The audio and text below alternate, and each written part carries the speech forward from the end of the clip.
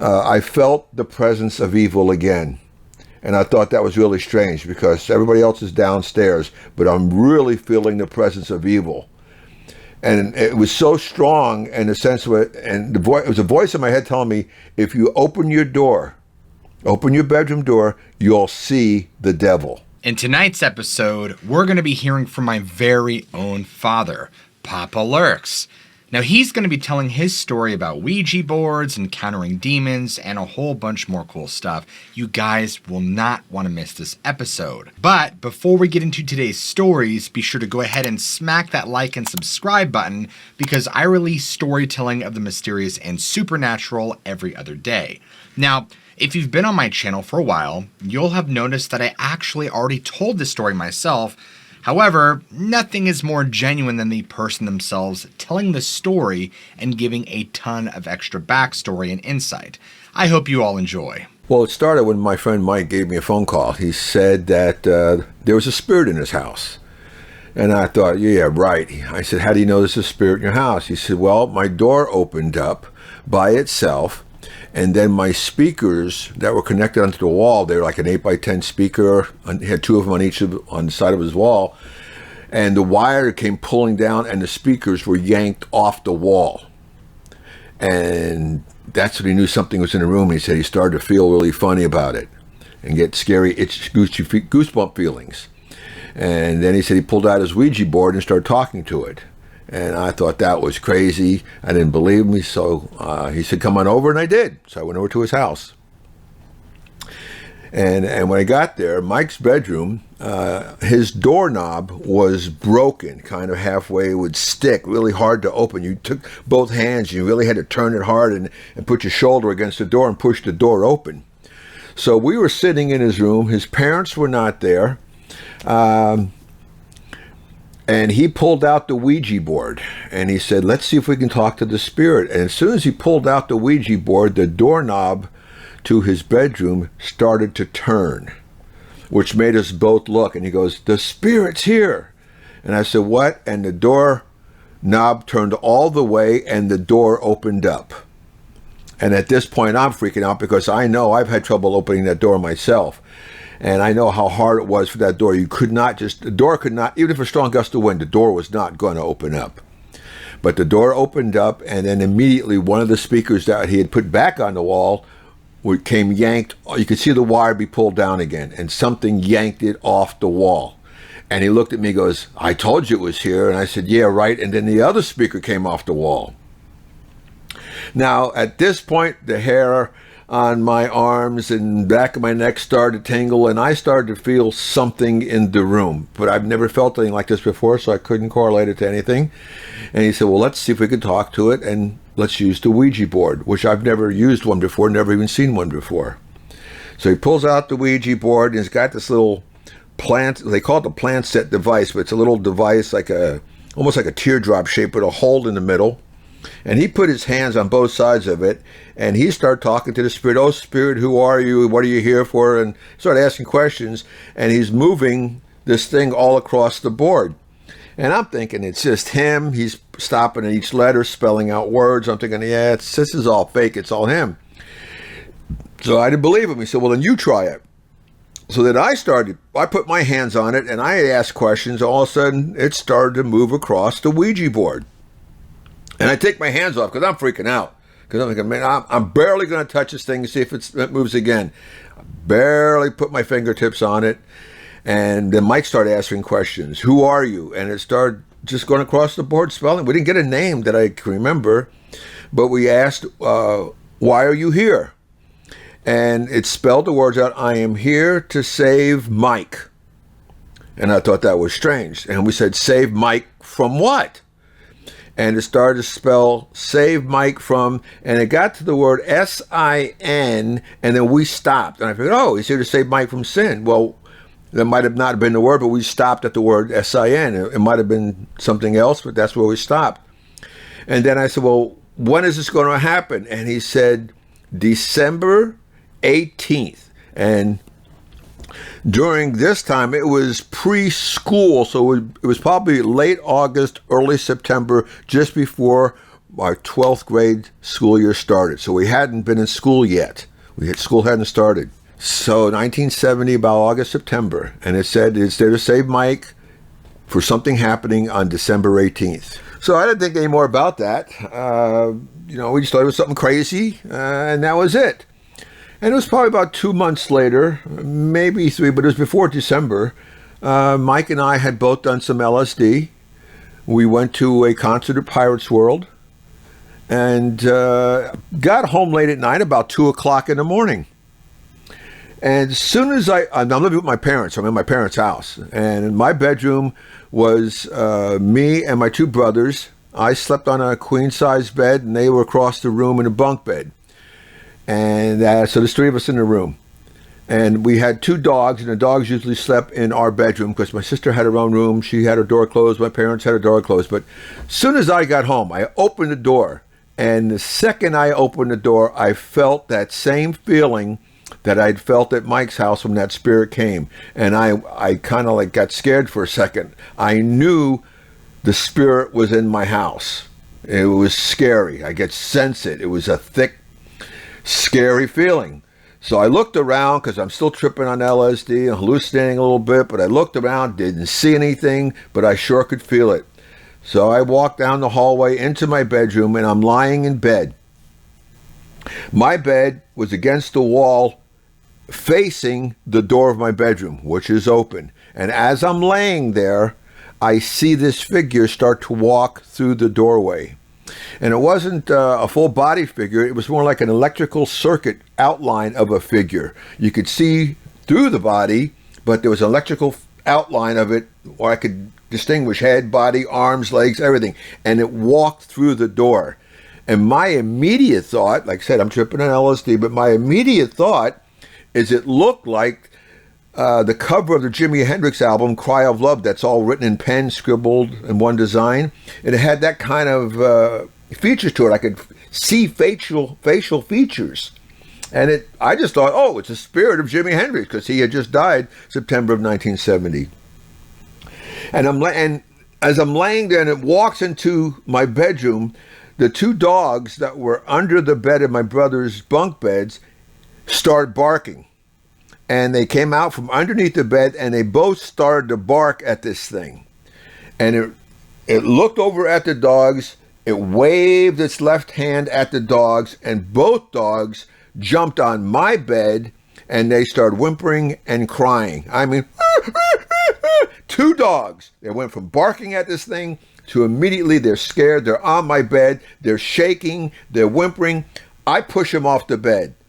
They land on the floor, jump right back on the bed again, and this thing is walking towards my bed. I push them off the bed, they jump back on the bed again. I push them off the bed a 3rd time, they went underneath my bed, and I could hear them whining and shaking and whimpering underneath my bed.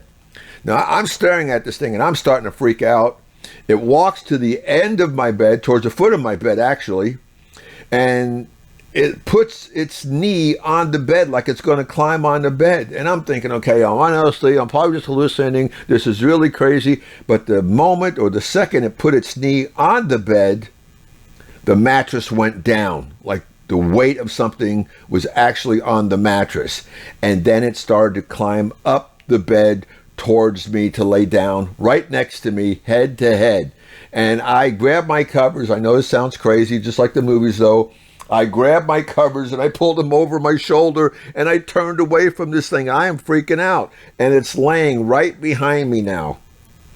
Its head is right there next to my head. Its mouth is right by my ears, and it starts talking to me. And I don't know the language in which it was speaking. It was kind of like, I had no idea what it was saying. And its mouth was like right an inch from my ear, and I am freaking out. I'm turning my shoulder further away. I'm not jumping out of bed, but I'm just moving. I'm scared. I don't know what to do. And it's talking to me. You know, it kind of reminded me almost like American Indians kind of talking. But it was gibberish. And it had that deep guttural sound to it. It had a rhythm and a rhyme to it, so I knew it was some kind of language, but I had no idea what it was saying, and I was so petrified. I was so scared. I I didn't know what else to do. At that moment in time, I couldn't tell you. I knew it was a spirit. It wasn't human. So whatever it was scared me. And I just said, you know what? I just turned my head towards it and said, I don't know who you are or what you are, but you're freaking me out and you got to go. And the second I said that, it got up off the bed and walked out of the bedroom. And the second it walked out of the bedroom, that scary, buzzy feeling that you get when it immediately dissipated. And everything felt normal again. And the dogs actually came out from underneath the bed. And within 2 or 3 seconds, my dad comes running into the bedroom, flicks on the light, and he starts yelling because it's 2 o'clock in the morning. What the heck is going on? The dogs are barking like crazy. And I don't know what to say. I'm tripping. I can't tell my dad I'm tripping on LSD. So I just said, well, there must be some dogs outside that they were barking at. He goes, okay. And he turns off the light and he goes back to bed. And I went back to bed. And then the next day, I called Mike when I woke up that morning. And I said, hey, your spirit came to my house. He's going, what? I said, the spirit that was in your room when we did the Ouija board, I said, it showed up at my house. Did you have anything at your house? He said, no. I said, well, and I explained to him what happened. And I said, man, it scared the heck out of me. And I said, I don't ever want to use that Ouija board stuff again. And we never did again. Now, fast forward this to December. Remember, the date was December 18th that we were told the Ouija board. So December 18th comes, we're in high school. And I'm involved in a program that is an anti-drug program, and we're going to have this big rally and have a parade march down one of the main boulevards in Hollywood and trying to raise money to build an anti-drug center. So I'm on this team from my high school, and we're supposed to go to another high school, talk to the principal there, and see if they'll do their program at their school. And we're going to have the day off to go do this. So I told Mike, not realizing it's that December 18th day. So I told Mike, hey, you wanted the day off? I come with us. We'll have the day off. It'll only take a few hours, and we can go to the beach and do whatever we want to go do. And he said, no, I don't want to go. And I thought, well, why? I get you out of school. What do you mean you don't want to go? We'll go get high. We'll have fun. He goes, I don't know why. He says, but for some reason, I just feel like I shouldn't go. And he didn't go. And I thought that was really strange because we always try to get out of school. So we go to the other high school, and we meet. I met some friends from the high school there. We're waiting to talk to the principal. It took a long time to meet with him. So as we're sitting there waiting, my friend says, hey, let's go to lunch. So I go and take off lunch with him. And while we're out to lunch, we smoke a couple of joints, and we're laughing and joking about it. It's funny, I got to go back and talk to the principal about an anti-drug program, and here we are getting high. But when we got back to school, the police were there for some reason, and we got busted. And didn't think any more about it, being December 18th. But after that happened, after we got busted, I was telling Mike, I got out of jail. My parents bailed me out, and I was telling Mike what happened. And we just remembered, oh, that's right, December 18th. And I said, wow, you didn't want to go with us. That was the date that spirit said it was to save you. And I got busted. If you'd have been with me, you would have got busted. How did that spirit know that on that day something was going to happen and he was there to prevent you from getting busted? And that just freaked us both right out. And now it made Ouija board stuff really real. And it was kind of, still to this day, remember it distinctly. And we talk about it every once in a while. We talk to each other on the phone, on the internet. We get back in touch and say, hey, remember that incident? And that is so bizarre. I won't touch a Ouija board to find out. I don't want to know the rest of the answer to that. But it is astounding that months in advance, it gave us the exact date. And Mike would have been busted if he came with me that day. So he did get saved. So a couple of years later, 1975, I moved to Colorado Springs. Then about 78, I brought my brother out there. And we were living in a house with me, my brother, and a friend of ours named Bill. And Bill had a cousin named Malcolm, and we always hung out together at the house. And my girlfriend Susan used to spend the night at my house. I had a king-size waterbed. My brother is in the bedroom right next door to me, next to my bedroom. He also has a waterbed. And it was about 2 o'clock in the morning. And now that I think about it, it's kind of strange that both of these incidences happened about 2 o'clock with the spirit of my house. And now this one I'm going to explain to you. We were lying in bed, and all of a sudden we hear this rumbling from underneath the house. but it sounded like it was deep, deep underneath the ground, not just underneath the house. It almost sounded like you were standing close to a train track and the train started to come. You could hear it coming and how it got louder and louder as it got closer. Whatever it was underneath the house was coming closer to the house. So much so that it actually woke us up. Me and my girlfriend woke us up, and all of a sudden it hits the bottom of the house. And it hit with so much force that it threw both of us off of the waterbed. Susan went one direction, I went the other direction, knocked us completely off the waterbed squashing back and forth. I jump up, what the heck was that? My first thought is, my brother's in his room with his waterbed must have exploded and caused the whole house to go off. I'm thinking, what else do you think? You can't think of nothing else. What's going to cause that? So I jump up, I rush to my door, and at the same time, Dominic comes running out of his bedroom. We meet each other right there in the hallway, looking at each other like we both said, what was that? I'm blaming him, he's blaming me. We're looking at each other. My girlfriend's looking over at me. We don't know what the heck was going on. The waterbed's still splashing. It was the strangest thing. I don't know how to explain what happened, except it felt like a train hit the bottom of the house. Maybe it was a gas leak, might have been an explosion of some sort. I don't know what happened. The house didn't catch on fire, but whatever it was shook the whole foundation of the house and knocked us out of our beds. Shortly after that, I noticed one day that our attic door at the end of the hallway, or the little ceiling door, it's only like a 2x2 foot piece of wood that covers the attic, was pushed back from the attic. And I thought that was strange, being that, one, we didn't have a ladder to get up there, and two, it was a rental house, so the only person we go up there would be the landlord. No reason for us to go up there. So I asked my brother, what were you doing up in the attic? And he says, I don't know what you're talking about. I said, well, the attic door was open. He said, well, I didn't do it. I said, well, did Bill do it? He says, Bill's not even home. So, okay, so I got a kitchen chair, I stood up, and I pushed it back into place. I went to work. And I work with my brother Dominic, so we're working together. And we come home 6 or 7 hours later, Bill's still not there, and the attic door is open again. And we're both looking at each other. Who's been up in the attic? It was the strangest thing. And this happened probably 2 or 3 more times. We would close the attic door, leave the house, come back, the attic door is open again. It was the most bizarre thing. To this day, still can't explain why or what happened. So then one time it started to snow. Shortly after that, winter's hit, and I didn't want to drive my RX-7 to work. It's only a few blocks away. I don't want to slide across the ice and wreck my car, so I'll decide to walk. So I could walk out my back door and walk to the gate, and in our back, and behind the house was an alleyway. And then behind that was an open field. There wasn't any home built there yet. It was just a vacant lot. And I could walk through the vacant lot, walk through some other block, and then I'm almost at work. So I walked to work that day, didn't want to drive. Dominic's already there. He walked as well. And I did my shift, and Dominic was working more of a double shift, I think, or something. I don't remember what happened, why he wasn't with me when I went home. But it had snowed all day long. So there was a nice white blanket of snow. You could see everything. It was beautiful. So I come walking up to the vacant lot. I walk across the vacant lot. I can see up and down the alley. There's no car prints, no footprints, nothing. And I get to the gate of the house. It's a nice little white picket fence gate. And I see footprints from the gate to the house.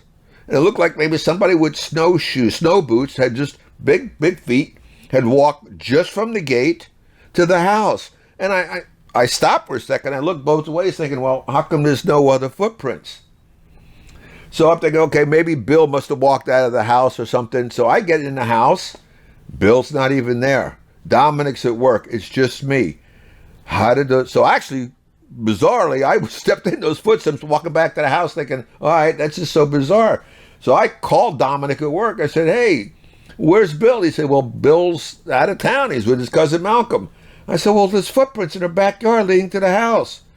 He goes, well, it's not me. I'm at work. And at that moment, I looked down the hallway and I looked up towards the attic and the door is open again. And I said, this is really getting bizarre. Something is going on in the house and I don't know what it is. All right. We just let it go. We can't figure it out. Footprints in the snow, attic door opening. So it was a couple of nights later, I'm off work and I'm watching a show on the paranormal. And in the show, these guys said they took their tape recorder, small little portable tape recorder, out to a graveyard. They said because spirits and voices can communicate at high frequency where your normal ear can't pick up, but a tape recording machine could. And they took their tape recording machine out to a graveyard, put it on record with no microphone, and they let it run. And when they played it back, they had all kind of sounds and voices coming through that graveyard onto the tape recorder. I thought, well, man, maybe we should try that because maybe what's in the attic, we could record it, see what's going on. So I went and bought 3 brand new cassette tapes.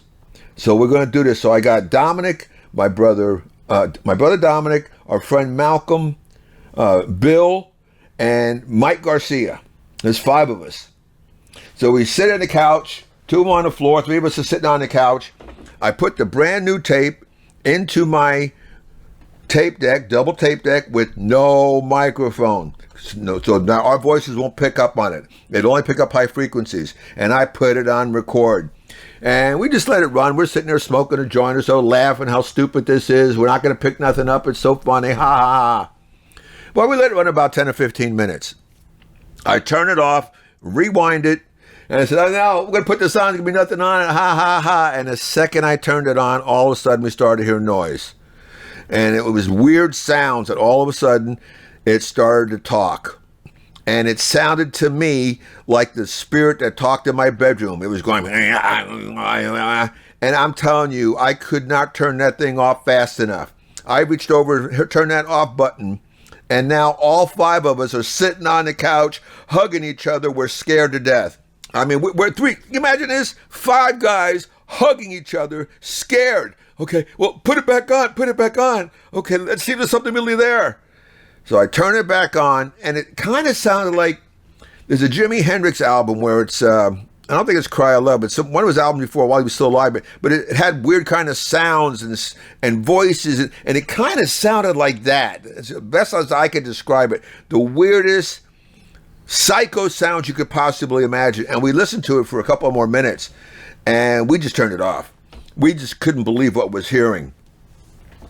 We didn't know what else to do. We just left it alone for a day or so. And I said, you know what? We got to let some people hear this because they're not going to believe us. We start telling everybody about it. And then people start coming to the house, and I started playing it for everybody. And everybody who heard it got scared. I took it to work. We played it in a tape recorder machine at work. And I got waitresses and waiters, and everybody's listening to it. The owner's listening to it. Everybody's going, this is really, you made this up. We didn't make it up. It was really scary stuff. So then I decided, well, why don't we do this? Why don't we have a seance? Maybe whatever's on the tape is hooked up to whatever's in the attic of the house. So we decided to have a seance. And I invited a bunch of people over for the seance. And on the couch was my girlfriend is sitting on the couch. She's closest to the end of the hallway. I'm sitting there. There's Mike Garcia. There's Steve Black. My brother Dominic is sitting on the floor. He is facing the hallway. Another worker from work, his name was Bill. I think his name was Bill. I think I forgot his name at the moment, actually. He's a big guy, but he's sitting with his back towards the hallway. And he's about 5'8". His name was Jack. Thank you. His name was Jack. He had his back to the hallway. And he's about a 5'8", 250-pound dude. He was a big dude, no small guy. And then there was 3 other people there. There's about 10 of us total. And really bizarre. We're sitting there, and I just start talking. Okay, everybody close their eyes. Everybody hold their hands. We don't know how to do a seance. Never done a seance before. But we thought, well, we'll just talk. Yeah, okay, if there's a spirit in the house, come talk to us. Spirit of the attic, whoever you are. We want to know what's going on in the house. You know, and we're just talking to the spirits in the house. And all of a sudden, I said, Susan is on my right-hand side, up against the corner of the couch, and she's holding Jack's hand. And as we're talking about, oh, spirit of the attic, come down and talk to us, all of a sudden, I feel Susan jerk. I open my eyes, I look up, and Jack is jumping to his right. I mean, he is, as fast as he could move, he is diving away from where he is sitting. He is just diving, and all of a sudden, whatever it was, comes down the hallway. Couldn't tell what it was, but I see Jack dive, and when Jack dives, Dominic is the one facing directly in the hallway. Whatever it is hits my brother Dominic. And the second it hits Dominic, all of a sudden, he starts jerking and flarking around and going, ah! Making all kinds of noises, and his body's flapping up and down. We're like, what the heck is going on? You know, he comes off the floor, he's freaking out, he's screaming and yelling. My girlfriend Susan starts crying. We don't know what the heck's going on. So after a couple of minutes of watching Dominic flop around and fall on the floor and make faces and yelling and screaming, we're all just freaking out. We don't know what the heck to do. So we kind of stopped. Okay, we're not doing this. You know, what happened? So I asked Jack, why did you jump out of the way? He goes, man, whatever it was, I don't know what it was. He said, but something came down out of your attic. I could feel it, and it was coming down the hallway and was going to hit me right in the back, and I just dove out of its way. I didn't sense anything. Nobody else sensed anything, didn't see anything, but Jack felt it coming down the hallway, and he dove. When he dove, whatever it was, smacked right into my brother Dominic. And then Dominic just started flipping out. Unfortunately, that's not the end of it, because whatever attached itself to Dominic, whatever went into Dominic's body, stayed in Dominic's body. And from that moment on, for weeks and months, for about 2 or 3 months, Dominic would start doing weird things. He started acting like an animal. He started going out at night and be gone all night long. Coming home, his clothes would be all torn off.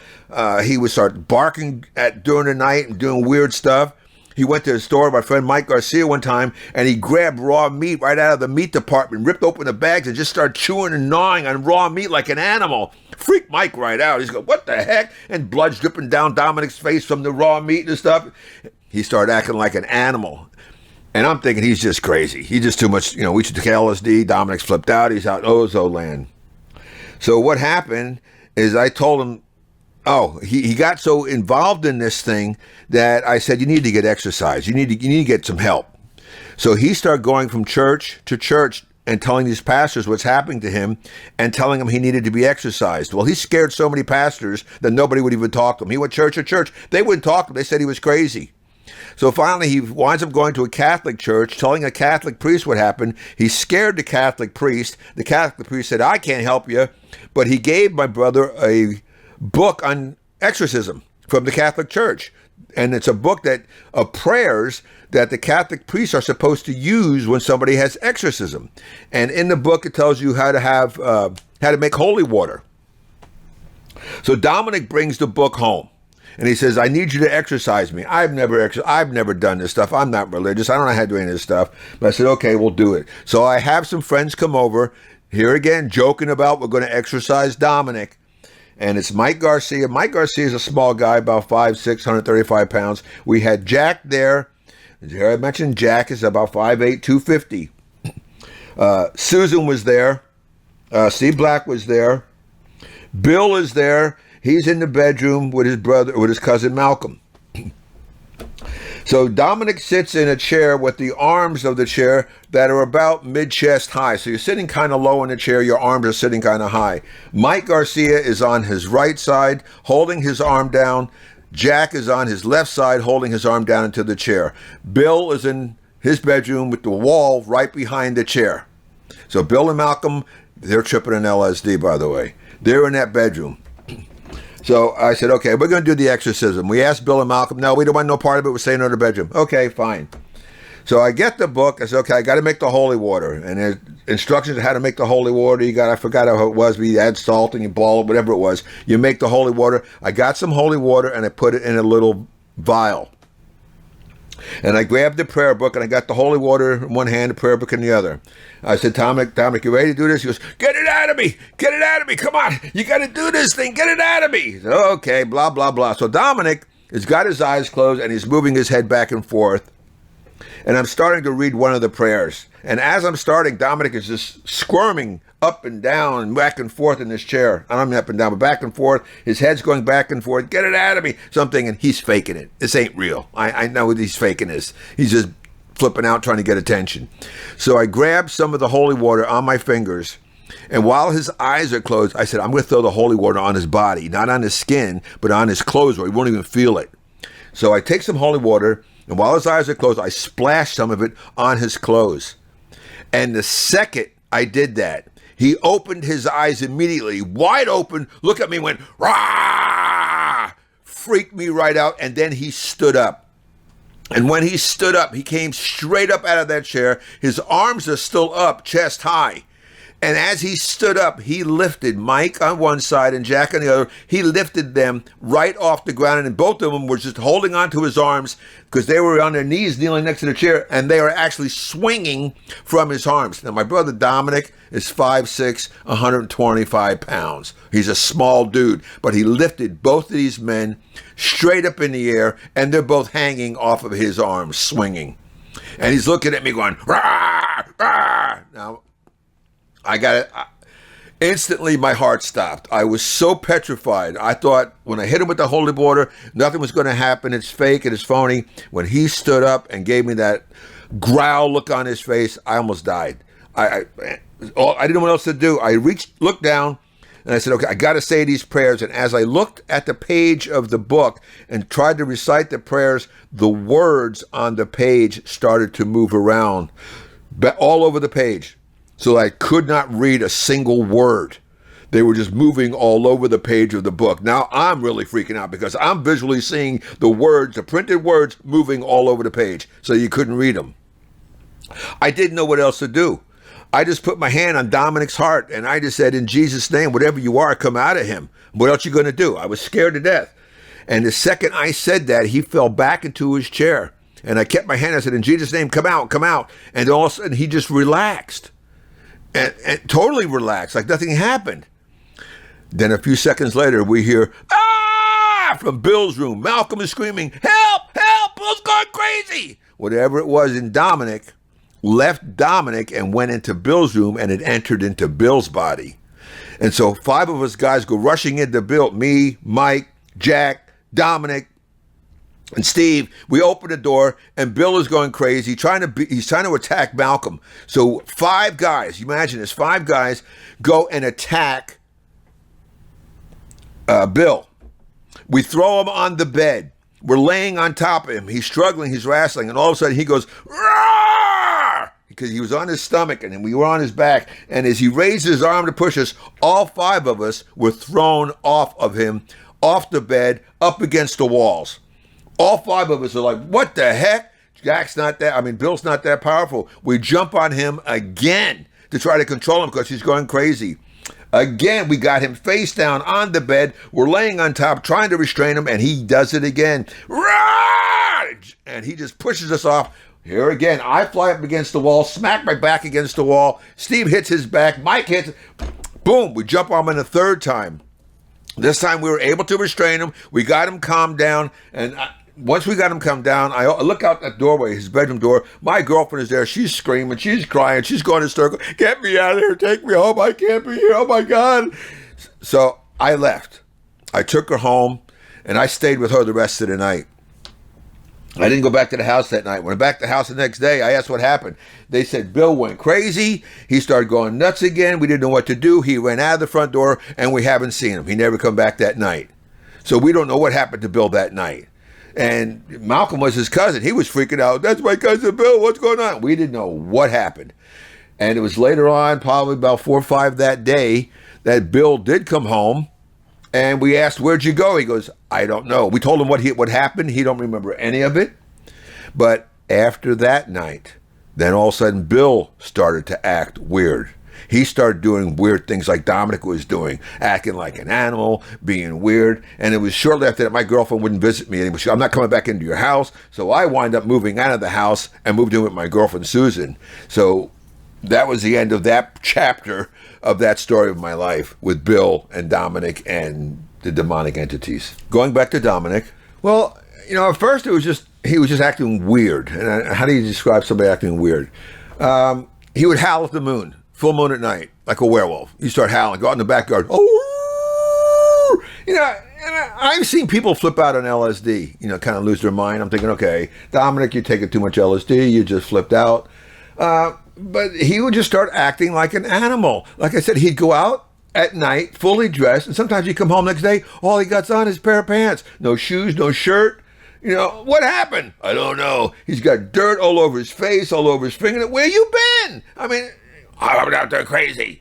I told you about him going to the grocery store with Mike Garcia, pulling up. Mike started calling him Dog Boy because he was afraid to take him to his store. He put a leash on him and take him in the store. Dominic would be in a grocery store on a dog leash, barking and howling at people inside the grocery store. I mean, he went crazy, doing all kind of bizarre stuff. I remember one time he brought home dog food out of a can. And he opened up and started eating the dog food in the kitchen, on a dog bowl, on the floor. What the heck are you doing? This is my brother wanting to kick his ass. What are you, crazy? I'm an animal now. You know, like, oh my gosh, Dominic. He was going nuts.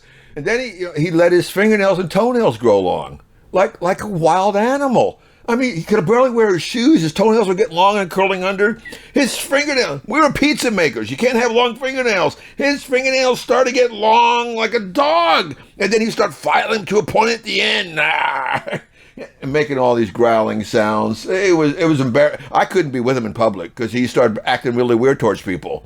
Every time he'd see people in the store, he'd just growl at them or bark at them or just stare at them with the big bulgy eyes. He became an animal. Well, all of that happened within 3 or 4 month time frame period. Like I said, it started from about September, just before winter, and it went into, I'm thinking, just before spring when I finally did the exorcism on Dominic. But how long it stayed with Bill, that I don't know.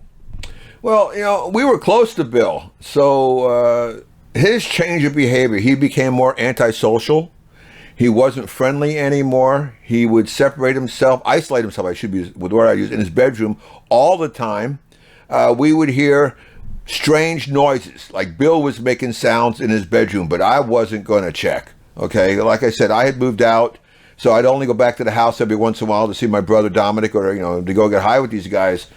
But every time I did, Bill would stay in the room. And I would think, okay, he's just being stupid like my brother Dominic was. But after the exorcism, I knew there was something more to it than that. And I did not want to pursue with Bill any spiritual entities or any more of the demonic than I could handle. I had enough. And I kind of tried to remove myself from it too, because my girlfriend wouldn't even go to the house anymore.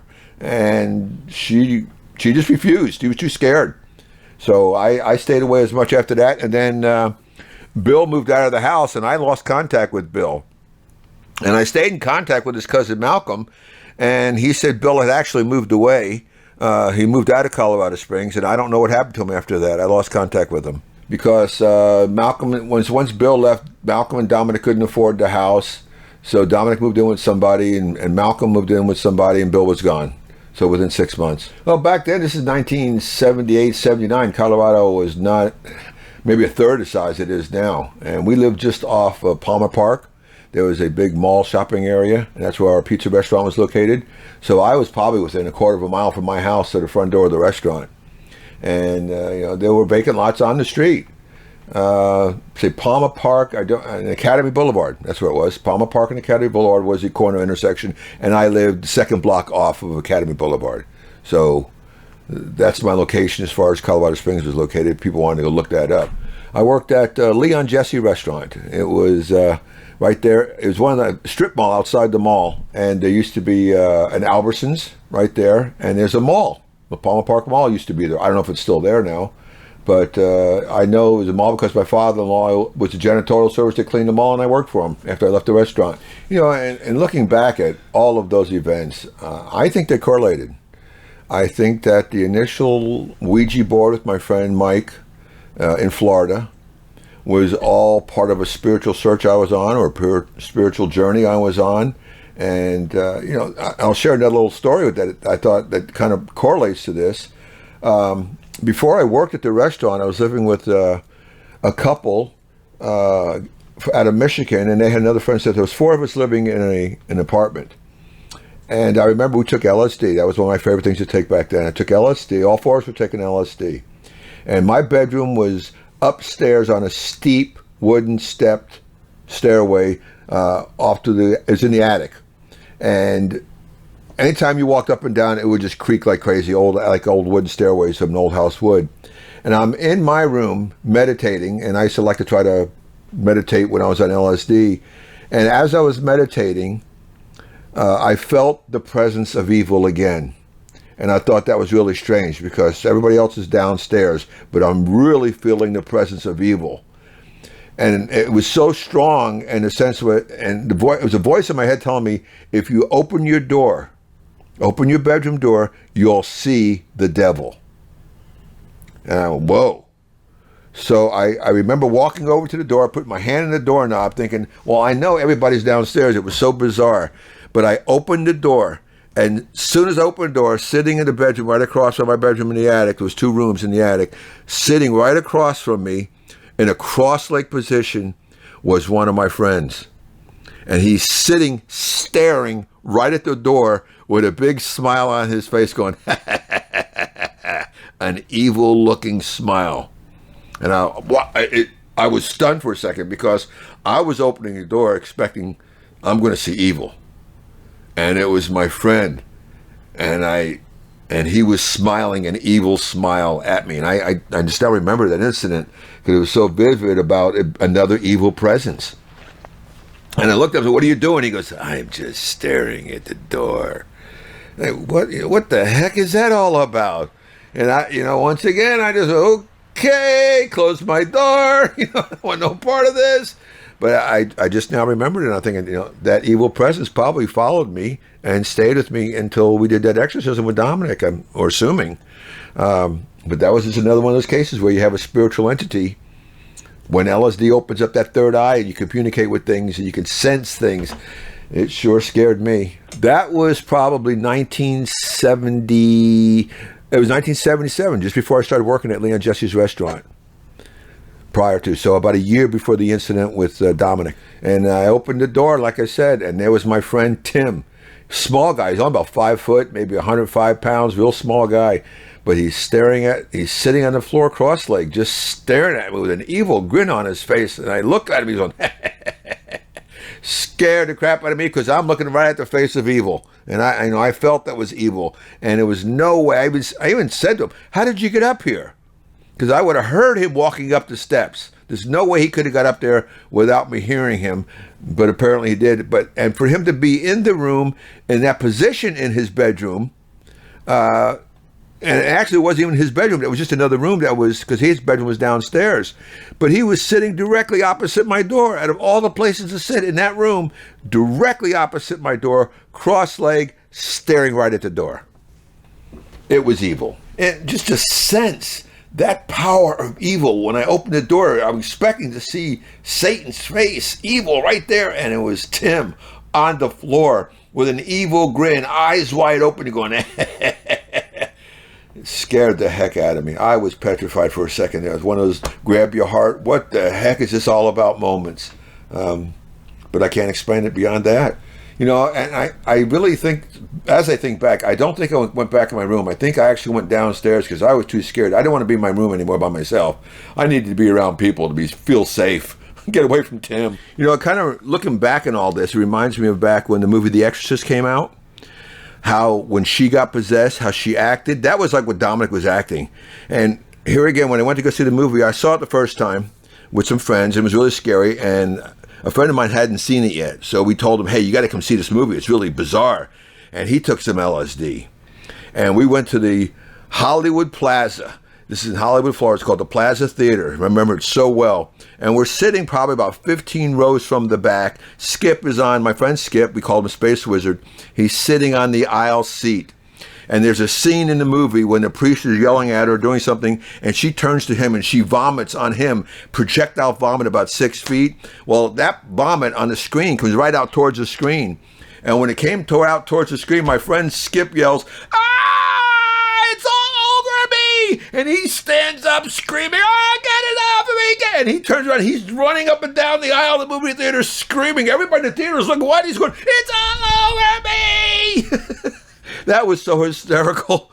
Yeah, and he went running up that aisle just screaming, get it off. And when we get out to the lobby where the candy and everything is being sold and the ushers are out there, they don't know what to do. He's jumping up and down. Get it off of me! Get it stuff off of me! It's all over me! Ah! And so we didn't know what the heck to do, so we had to grab him and basically push him outside because we figured, they're going to call the cops. We're going to get busted. We got him to his van. He couldn't drive. He's hysterical. I had to drive away because he was too adamant to drive. He was still thinking he was covered with vomit.